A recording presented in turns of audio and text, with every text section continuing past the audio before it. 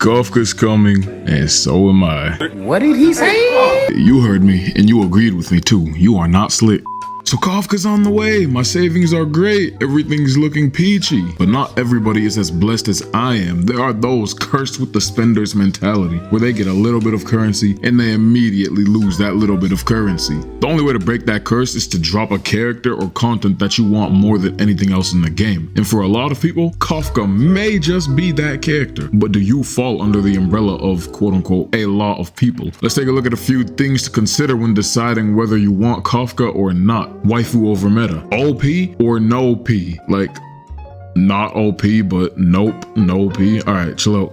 And 3, budget. Firstly, I'm a firm believer in the concept of waifu over meta. That means if you like a character, then get them. It doesn't matter if they end up sucking. It doesn't matter if they end up being game breaking. If you want a character, then go for them. Examples for me would include using my free 5-star ticket to get Artoria Saber in FGO, or getting into Genshin strictly for Hotel. If you love a specific character, then get them. Kafka is arguably the most popular character in the community, so I'm certain that there are already a lot of people saving for her ever since release. Her VA is elite. She's like ear candy. Her design is elite. I mean, yeah. And her overall character aesthetic is elite. So if you're pulling for a character who has lower importance, a great voice no matter what language, and an appealing character design, then look no further than Mommy Kafka. But then of course, like any game, there are meta slaves, people who play characters that are overpowered. People skip the GOAT for Jing Yuan because they were under the impression that he'd be busted. It's not rare in gacha games for people to skip good characters for the sake of pulling one that's speculated to be broken. Now, I don't look at leaks or power scaling videos, but I'm pretty sure Kafka is a character that's been tweaked and changed quite a bit so far. So is she gonna be a strong unit to pick up, or is she gonna be a letdown? Will she change the game like Silverwolf, or will she be a character that has alternatives like Jing Yuan? Truth be told, I'm not gonna power scale her, but I will work with what we've been given so far to say that Kafka is a DOT-DEMON, a dot demon, ... Look, I don't think she'll be anything game changing or game breaking, but for what she's designed to do, I think she'll be the best at it. For example, Jing Yuan is a character that's great, sure, but he could be theoretically rivaled by a character like Serval. Kafka, on the other hand, seems to be a character that actually feels like a 5-star. She applies DOT, applies additional DOT after her attacks, and after the enemy's turn, has follow-up attacks, an ultimate with crowd control, and she's mommy? I said, and she's mommy?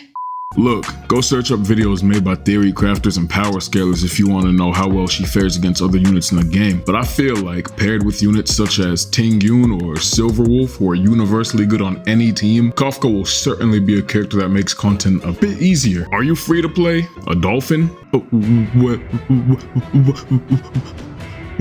Well, let's find out how much you'd have to spend to optimize your Kafka. Nope, we're not gonna actually find out how much you have to spend to optimize your Kafka. I'll let you do the math yourself. Of course, going E6 or C6 on any character is ridiculous, alright? Let's just get that out of the way. You'll turn the game from a turn-based strategy into an AFK clicking simulator. I strongly believe no character, at least not 5-stars, need to ever go C6 or E6. It's just a massive flex, and you shouldn't sweat so hard to get it. That being said, Kafka's Eidolons are speculated to be as follows. E1 makes it so that Kafka's follow-up attacks increase DOT received for 2 turns. E2 increases the dot damage dealt by all allies. E3 increases some of her blah blah blah. E4 regenerates energy when enemies take damage from her shock affliction. E5 increases blah blah blah. And E6 increases her shock damage dealt to enemies by a lot and extends the duration of it by a turn. Again, I don't find it necessary to ever go for E6 in HSR or C6 in Genshin or anything of the sort in any gacha game, especially hoyoverse games. That being said, yeah, Kafka looks pretty dang good. If you insist on going for Eidolons, I'd say go for E2 maximum, because that'll increase dot damage greatly, and Kafka is a character that seems to thrive on dots. Between E3 and E5, I just don't really see the purpose of going that deep into Kafka. We're not even gonna edit that out, but that was a crazy sentence.